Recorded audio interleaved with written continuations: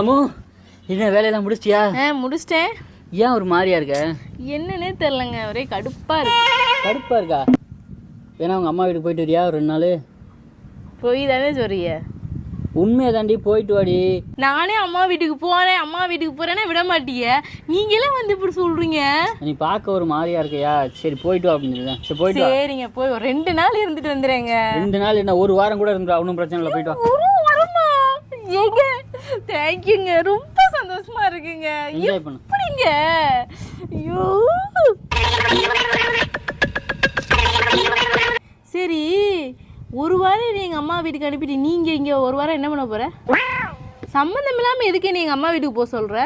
ஒரு மாதிரி பார்க்குறதுக்கு அப்செட்டாக இருந்தால் சரி உங்கள் அம்மா வீட்டுக்கு போயிட்டு இருந்தால் ஜாலியாக இருப்பியே அப்படிங்கிறக்கா சொன்னேன்.